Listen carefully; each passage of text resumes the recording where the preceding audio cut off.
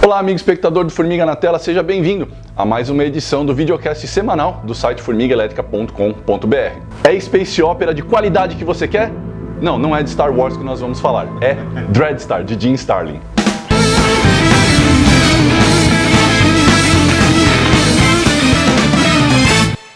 Gente, antes de qualquer outra coisa, o Formiga Elétrica tem um programa de financiamento coletivo no site apoia.c. Se você gosta do nosso conteúdo e quer ver a gente continuar a fazê-lo, ou se você quer dar uma força pra gente expandir o nosso conteúdo, então entra lá, doe o que você puder ou quiser para nos ajudar. A gente fica muito agradecido que você faça parte da família do Formiga Elétrica. Finalmente a gente vai começar certo, né, e falar a sinopse logo de cara, né? Vamos lá. Van Dreadstar é um rebelde, né, mais uma referência a Star Wars, espremido em uma guerra que domina a galáxia empírica, né, numa disputa entre igreja e Estado, no caso representados aí pela igreja da instrumentalidade e a monarquia, né. O interessante é que o Dreadstar ele vai aparecer numa época lá em 1980, né, próximo do final de 1980, numa publicação da Marvel, quando a Marvel ainda usava, né, que era a Epic Illustrated, aonde o Jim Starlin, hoje muito mais conhecido pelas sagas do infinito e tal, mas nessa época o cara era muito melhor, né? Ele também usava mais, né? E ele criou toda uma saga cósmica, religiosa, sabe, grandiloquente, que é a Odisseia da Metamorfose, que aqui foi compilada numa edição pela Mitos, que é o que precede a série mensal do Dreadstar, que tem 12 números compilados aqui. Então, cara, você falou da ousadia, né? Ela começou a ser publicada por um selo chamado Epic Comics, que era uma sucursal da Marvel, que visava justamente dar esse tipo de liberdade para os seus criadores, porque ali no final dos anos 70 começava-se a aquecer essa ideia dos quadrinhos autorais, alternativos, uma coisa fugindo um pouco do tradicional super-herói, principalmente por uma coisa de influências cruzadas, né? Space Opera e ficção científica estavam na moda, né? A grande explosão de Star Wars, ali em 77, mas também a ficção científica vindo dos quadrinhos, principalmente europeus, que começou ali com a Metal Hurlant e tal. Então, fãs de quadrinhos e nerds em gerais estavam com isso bastante aquecido. Então, era um terreno bastante prolífico. A Marvel viu essa oportunidade e falou, não, vamos dar uma oportunidade aí pra galera desenvolver um trampo mais autoral. Quando a gente fala Marvel, a gente fala de uns caras, sim, um pouco mais visionários, não avant-garde, mas assim, com um pouco além do cabresto normal, né? Os caras tipo Jim Shooter, o Art Goodwin, o Al Milgrom, Roy Thomas, assim, caras que realmente se importavam em produzir bons quadrinhos, né? Aí rola uma transição, né, que infelizmente é a grande maldição do Dreadstar, porque assim, vocês estão vendo aqui esses dois volumes, que na verdade são compilação de, como o Daniel disse, algumas publicações, porque o Dreadstar ele passou por algumas editoras e o seu histórico de publicação prejudicou bastante o desenvolvimento da história, né? O conceito e o core do Dreadstar, que é isso aqui que vocês estão vendo, se for atrás do personagem, é isso aqui que importa. O core dele é muito bom. A totalidade das histórias dele nem tanto, porque ele passa pela Epic Comics, depois ele vai para First Comics, que ainda tem o Jim Starlin, então é um negócio bacana. Depois que se encerra o arco da instrumentalidade da monarquia, ele passa para as mãos do Peter David, que infelizmente não conseguiu dar continuidade à mesma qualidade.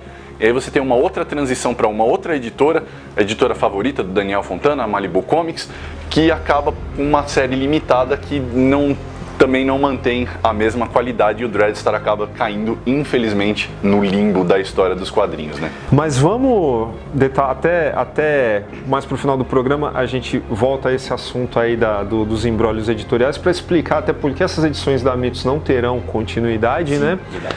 Mas vamos falar do personagem. Por que o Dreadstar é tão legal? Primeiro, eu sou suspeito para falar porque mesmo o cara que, assim, quando ele bebe das melhores referências, né, algumas pessoas podem chegar e falar, nossa, esse cara é um plagiador, mas no caso do Jim Starlin, ele foi atrás das melhores de fato, né? No caso, Michael Moorcock, porque o Dreadstar, ele é muito análogo a um personagem que a gente já falou muito aqui, que é o Eric de Meuniboné, até pelo seu Destino Manifesto, pela questão da espada, a questão da espada ser intrinsecamente ligada a ele. E uma moralidade dúbia, né? exatamente, e isso é muito bacana também, não existem vilões aqui, né? O Dreadstar, ele é um cara... Todos são vilões, né? Porque todos buscam o seu próprio objetivo. Mesmo o Dreadstar, como você bem falou, ele busca cumprir o seu destino manifesto, que é se opor, o que o qualifica como, você bem mencionou o Murkoff, né? O que o qualifica como um personagem anarquista, assim dizer, porque ele se opõe a duas instituições que, embora elas estejam em guerra, né? A Igreja da Instrumentalidade e a monarquia, são duas instituições que lutam pelas suas próprias conquistas. Elas não lutam porque uma é boa, outra é ruim, né? A gente fez a referência ao Star Wars, mas no Star Wars você tem um maniqueísmo bastante simplista, porque o objetivo da história é outro. Aqui não. A Igreja da Instrumentalidade e o seu Lorde Papal é tão ruim quanto a monarquia e o seu rei marionete, né? A sua burocracia.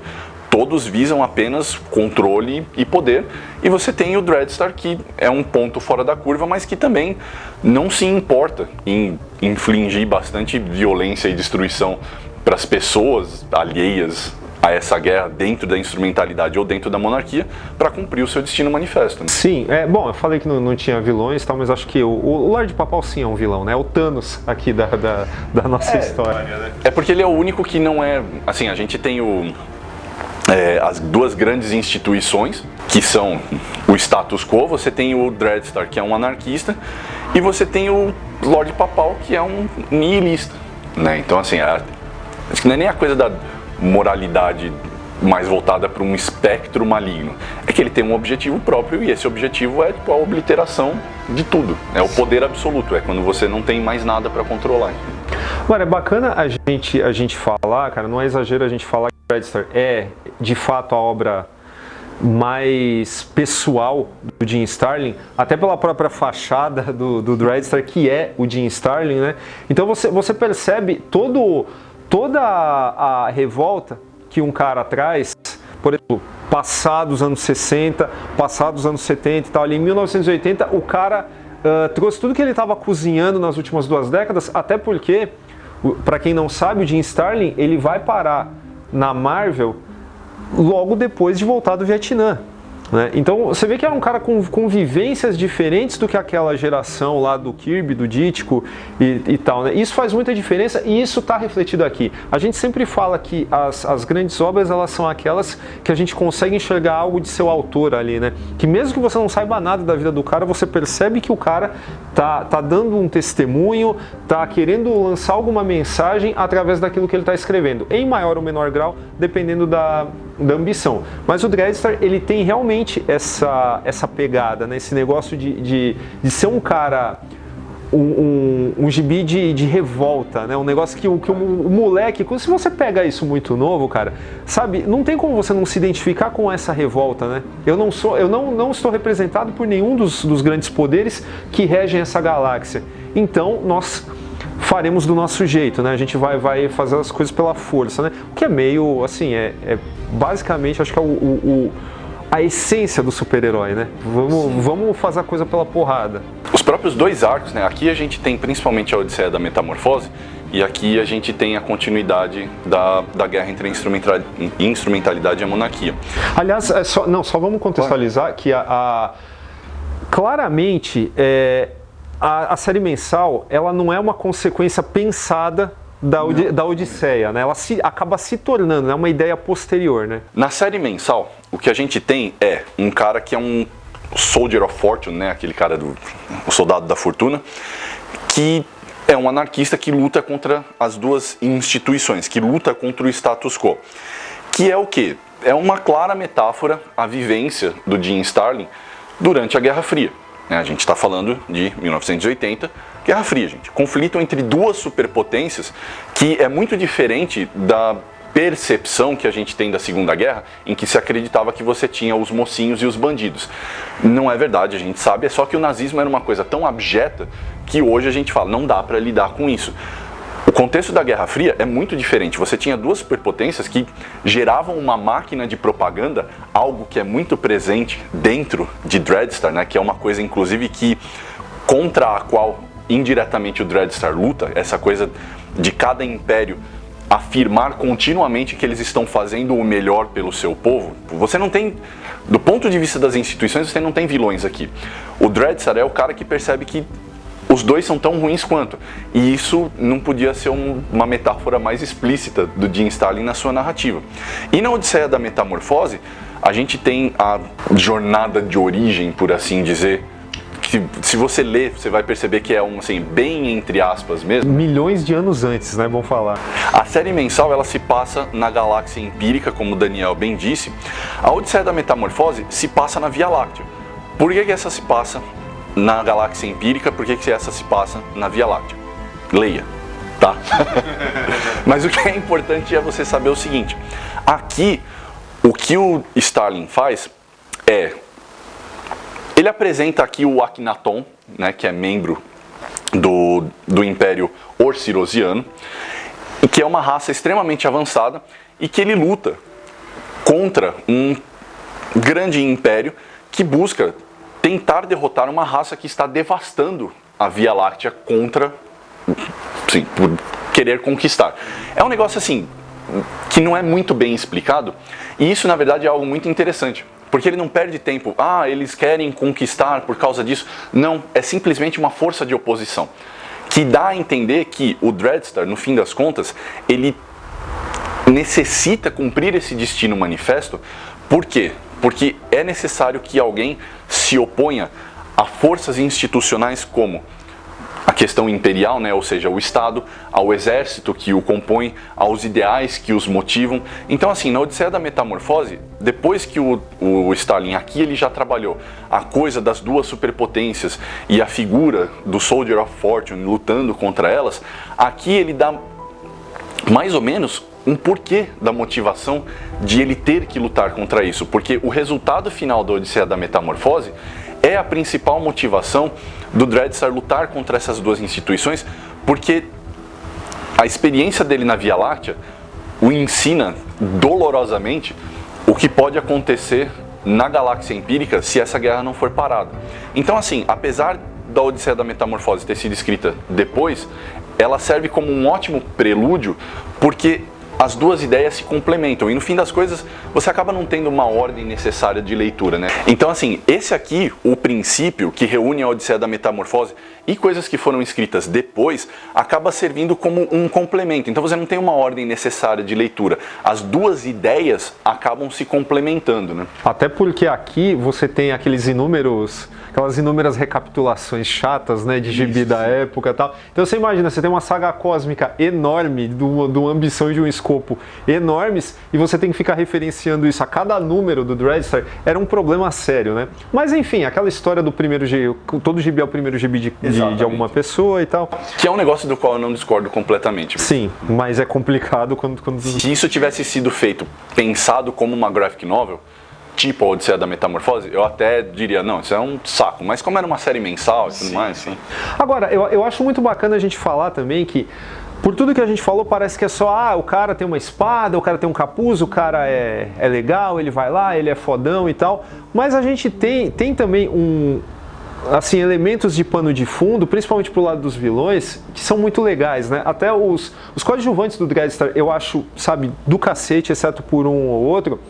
Mas você ter ali o que eu nunca lembro como é que se pronuncia. Sigis. Isso. Sigis Darklord. Enfim, que era da instrumentalidade, né? Um sacerdote da instrumentalidade, da ordem mística de Vieltor, né? Que era o braço místico da igreja. Por sinal, responde aos 12 deuses da instrumentalidade, que é uma referência clara às 12 tribos de Israel, né? Mais uma alfinetada aí do Starlin no assunto da religião.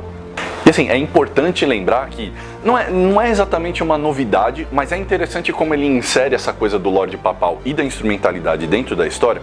A gente fala às vezes, por exemplo, de Idade Média, Idade Moderna, e a gente lembra de coisas como o poder da Igreja Católica e a Inquisição. E aí, de repente, a gente está na contemporaneidade onde a Igreja e o poder religioso acabam sendo uma opção e não uma imposição. Onde isso se rompe? Se rompe no fim da Segunda Guerra, quando as pessoas passam a se questionar onde estava a igreja durante o Holocausto, onde estava a igreja durante o sofrimento de todas aquelas pessoas, e há o questionamento da religião. E a presença do Lorde Papal é um ponto de vista do Stalin que é compartilhado por muitos filósofos, sociólogos e pessoas que se opõem ao fanatismo religioso, que é o seguinte, fala, a igreja só se impõe quando o poder lhe interessa. Por que a igreja hoje se apresenta como uma figura progressista, carismática e tudo mais? Porque é a maneira de você exercer o seu poder sobre as pessoas. Desculpa ter que fazer essa crítica, mas infelizmente é verdade. Por que a igreja evangélica hoje tem tanto poder em meio às pessoas? Porque ela reforça a ideia de que a sua individualidade é parte de uma totalidade. Eu não preciso me submeter ao poder da igreja. Eu estou em contato direto com Deus. É uma perversão absoluta daquele conceito trazido por Martinho Lutero, que era uma coisa dentro do contexto do poder da igreja no fim da Idade Média, algo meio de anárquico, mas que foi completamente pervertido por uma máquina de propaganda, né, pela ingerência do Estado na religião e vice-versa, oi bancada evangélica, e que faz parte desse contexto que nós estamos vivendo hoje, que já não é mais de Guerra Fria, e eu digo isso inclusive para fazer um certo atestado de uma relevância de Dreadstar para ser lido hoje, porque nesse momento de levante ideológico em que a gente vê esse fanatismo reaflorando nas pessoas, as ideias religiosas e o fanatismo religioso segue junto nesse trilho. Veja que coisa, não é curioso como o fanatismo religioso parece tão análogo ao fanatismo político e ideológico? Com toda certeza. Bom, falando aí em termos de vale a pena ou não vale a pena, a gente tem que falar, a gente tem que ressaltar os problemas editoriais, né? Não os problemas no caso das edições, embora eu não goste da tradução, já vou deixar claro isso, mas enfim, em termos de saga cósmica, você gosta de saga cósmica com conteúdo e tal, curte aí com uma pegada mais super-herói, porque chega lá na frente, o Stalin acaba cedendo a essa questão comercial super-heróica e tal, mas enfim, ainda assim é muito bom. A gente mais do que recomenda que você leia, que você procure essas edições da Mitos do Dreadstar, senão nós não estaríamos fazendo o programa, né?